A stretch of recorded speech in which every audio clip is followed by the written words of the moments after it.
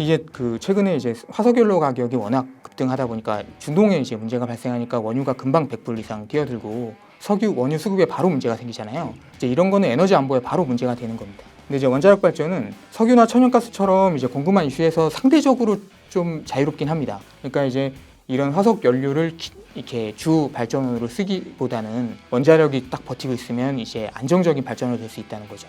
이제 그래서 원자력이 안보 자산이라는 말이 최근에 나오고 있고요.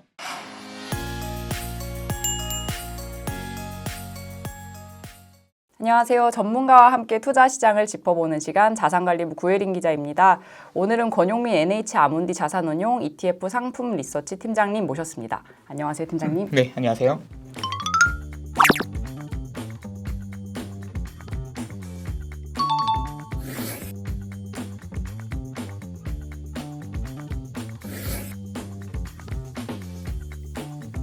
잠깐 소개 부탁드립니다.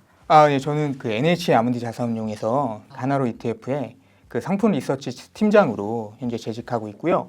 ETF의 상품 개발과 리서치 업무를 총괄하고 있습니다. 예, 그렇습니다. 권 팀장님은 하나로 ETF 각종 상품 개발 기획을 담당하는 브레인이신데요. 하나로 글로벌 금채굴 기업과 같은 국내 유일한 상품을 개발하기도 하셨습니다. 그만큼 글로벌 투자 트렌드에 굉장히 빠삭하실 것으로 예상이 되는데요. 최근에 하나로 ETF에서 아주 재밌는 리포트를 발간했더라고요. 미국 주식시장에서 할로라는 게 대세라는 내용인데요. 팀장님, HRLO가 신조어죠? 네, 신조어입니다. 그게 헤일로라는 테마고요. 할로가 아니라 헤일로군요.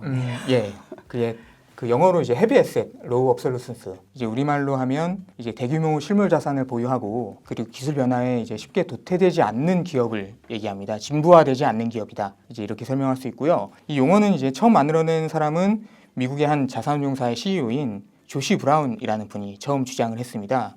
올해 2월에 그분이 본인 블로그와 이제 CNBC 같은 방송에 출연해서 헤일로라는 개념을 처음에 이제 내놨고요. 근데 이게 나오자마자 반응이 굉장히 좋았습니다. 월스트리트 저널 같은 매체들이 이제 기사화를 많이 했고요. 그리고 골드만삭스와 같은 이제 투자 은행들이 관련된 리서치 보고서를 또 연달아 보고를 했어요. 2026년에 좀 가장 떠오르는 투자 프레임이라고 이제 볼 수 있습니다. 근데 이제 용어 자체는 조금 새롭지만 담고 있는 생각이 완전히 새로운 건 아닙니다. 조시 브라운 씨 본인도 이게 세상에서 가장 단순한 아이디어라고 이제 표현하기도 했거든요. 예전 같으면은 뭔가 전통 제조업 또는 구경제 주식이라고 불렸을 기업들인데 이게 뭔가 AI 시대라는 새로운 이제 맥락 속에서 다시 주목받아야 하는지를 딱 짚어낸 프레임이라고 볼 수 있는 거죠. 섹터를 예를 들면은 조금 어느 예상이 될까요? 뭐 지금 한국으로 따지면 이제 중공업과 관련된 부분이나 아니면 조선업과 관련된 뭔가 이제 헤비하고 이제 대규모 장치 산업이 수반된 이제 중공업을 얘기할 수 있습니다.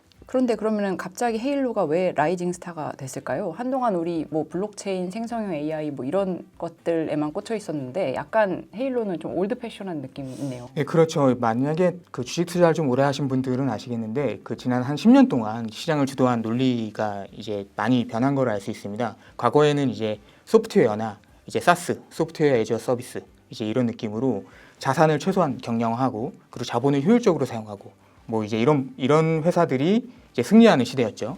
근데 이제 최근에 AI가 급격하게 발달을 하다 보니까 이러한 논리가 단숨에 이제 뒤집어 놓는 이제 그런 일들이 발생하고 있습니다. 크게 두 가지 요인으로 이제 저희가 구분을 할 수가 있는데요. 첫 번째는 이제 비즈니스 모델 진부화의 공포가 있습니다. 이게 지금 소프트웨어 기업들 그러니까 AI가 코드나 로직을 대체하면서 소프트웨어의 이제 플랫폼 기업들의 혜자가 무너질 수도 있다라는 불안감이 확산이 됐어요. 최근에 이제 세일즈포스라든지 아니면 마이크로소프트와 같은 기업들도 올 연초부터 주가가 좀 많이 하락하고 있죠. 이게 소프트웨어 섹터의 급락이 과연 이제 AI가 무엇을 이제 대체할 수 있는가? AI에 의해서 대체되지 않는 자산이 무엇인가? 이런 거에 대한 질문을 던지기 시작한 이제 그런 시작이었다고 볼 수 있습니다. 그리고 두 번째로 물리적 인프라의 재발견을 얘기를 할 수가 있습니다. AI라는 이제 거대한 지능을 구현하기 위해서는 이제 역설적으로 전력망, 에너지, 그리고 반도체, 냉각 설비, 뭐 이제 데이터 센터 이런 이제 거대한 이제 인프라 자산이 뒷받침돼야 되고요. 이제 AI가 세상을 뭔가 가볍고 효율적으로 만들어 줄 것으로 기대를 했는데 알고 보니까 그 어느 때보다 무거운 하드웨어를 요구하고 있다는 이제 이런 부분이 이제 문제가 있죠. 그래서 이거를 이제 단적으로 이제 골드만삭스가 최근에 얘기한 내용을 보면 AI 혁명이 역사상 유례 없는 자본적 지출, 캐펙스 투자로 이어지고 있다라는 표현을 했습니다.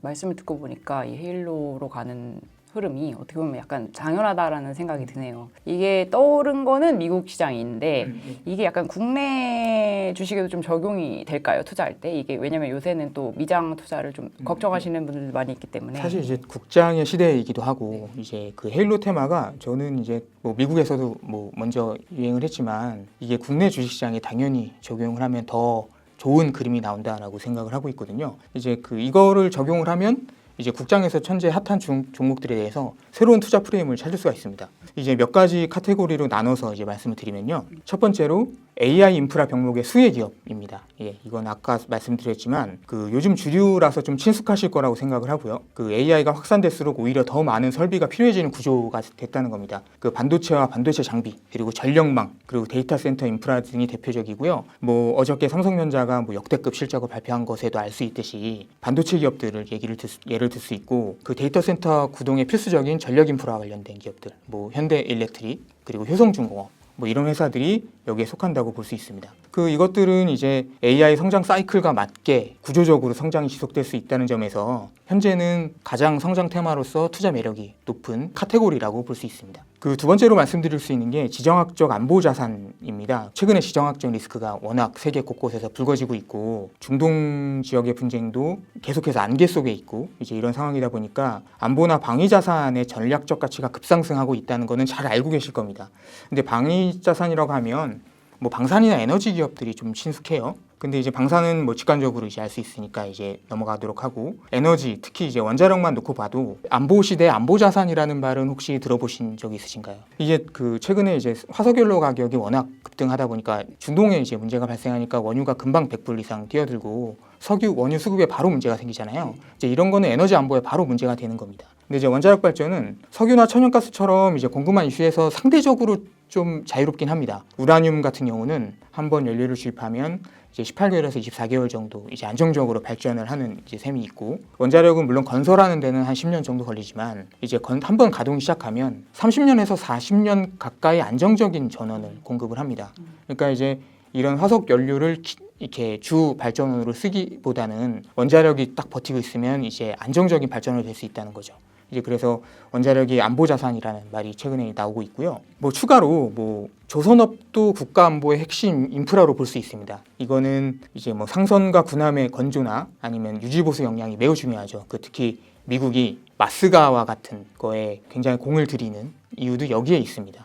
이런 안보 자산으로서의 헤일로 자산 이런 부분도 눈여겨보셔야 되는 이제 카테고리입니다. 그리고 세 번째로 그 전통 제조업의 리쇼어링 수혜를 예를 들 수 있습니다. 뭐 이거는 잘 아시다시피 이제 글로벌 공급망 재편하고 좀 관계가 있죠. 중국의 공장을 이전한다거나 이제 이런 식이죠. 근데 이제 제조업의 리쇼어링이나 설비 투자 확대로 뭐 소재나 중장비, 운송업과 같은 전통 산업이 주목받고 있습니다. 그 이거는 글로벌 캐펙스 확대에 직접적인 수혜가 될 수 있다라는 특징이 있습니다. 약간 종목을 조금 피킹하기 조금 어려운 부분이 있는데 혹시 현존하는 ETF 상품들 중에서 혹시 좋은 게 있으면 좀 알려주실 수 있을까요? 아니면은 하나로에서도 네. 혹시 뭐 출시 준비 중인 상품 예. 있으시다던가? 저희는 당연히 이제 하나로 NH 아문디 자산운용에서 왔으니까 저희 회사에서 출시된 상품을 중심으로 좀 말씀을 드릴게요. 이거 개별 종목 단위로 투자를 하시기에는 좀 어려운 부분이 있다고 생각을 합니다. 종목 분석도 어렵고 ETF 투자가 가장 효과적인 수단이 될 수 있을 거라고 이제 말씀을 드리고요. 제가 아까 세 가지 프레임워크를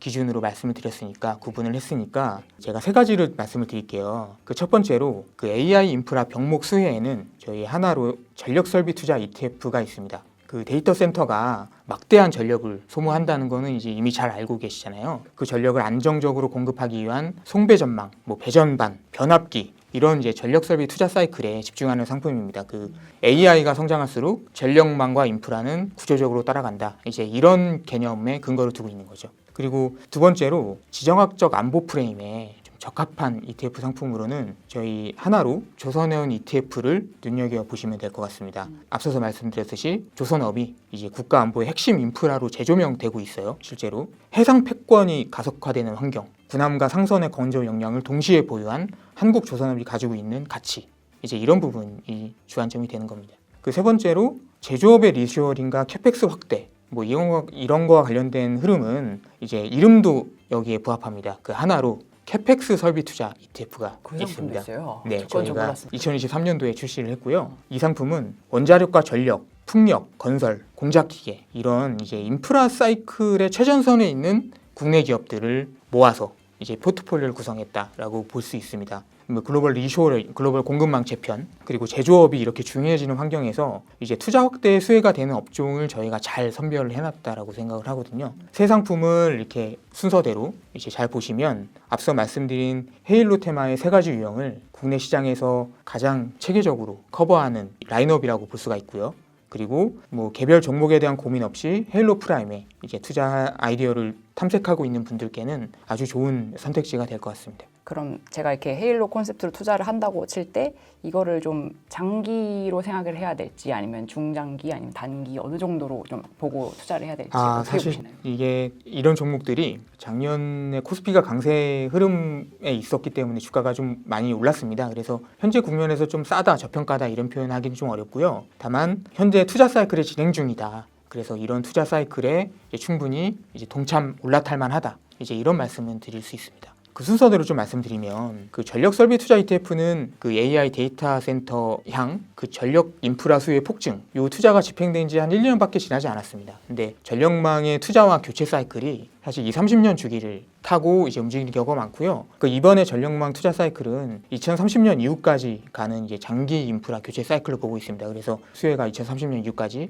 지속될 가능성이 높다 이렇게 볼 수 있고요. 그 조선업도 따지고 보면 2022년부터 본격적인 사이클이 이제 업사이클이 왔습니다. 이제 여기서 강조하고 싶은 거는 이제 헤일로 테마 자체가 단기 모멘텀 플레이가 아니라는 겁니다. 이제 지정학이나 AI 인프라, 리쇼어링 요 테마가 구조적 변화를 통해서 동시에 맞물려 있는 흐름이고 이제 이런 거는 이제 한 사이클에 끝나질 않습니다. 단기 등락에 흔들리기보다는 이제 이와 관련된 자산의 비중을 쌓아가는 전략이 이제 적합한 접근법이라고 생각하고 있습니다. 네, 오늘 권용민 팀장님과 함께 ETF 시장 메가 트렌드를 헤일로라는 개념으로 묶어서 살펴봤습니다. 오늘 말씀 주신 내용을 가만히 따져보면은 이미 시장에는 이런 큰 변화가 있었는데 헤일로라는 단어를 개념을 가지고 와서 정리를 아주 간단하게 해버린 것 같아요. 예, 네. 맞아요. 네. 오늘 말씀 주신 내용을 제가 좀 복기해 보자면 헤일로는 AI에 대한 공포, 거대한 인프라 수요에 따라 필연적으로 떠오른 프레임워크이다. AI 수요가 늘어나는 흐름에 맞춰서 헤일로의 가치도 제고되는 구조이기 때문에 장기 투자에 적합하다고 보면 된다. 그리고 국내 주식에서 오히려 헤일로에 딱 맞는 종목들을 찾을 수 있는데 투자가 좀 어려운 분들이라면 섹터 ETF들을 집중해서 살펴보자. 이렇게 정리해 볼 수 있을 것 같습니다. 예, 맞습니다. 네. 오늘 아주 흥미로운 인사이트를 제공해 주신 권 팀장님 너무 감사드립니다. 네, 감사합니다. 저는 또 다른 투자 시장 아이디어를 가지고 돌아오겠습니다. 시청해 주셔서 감사드립니다.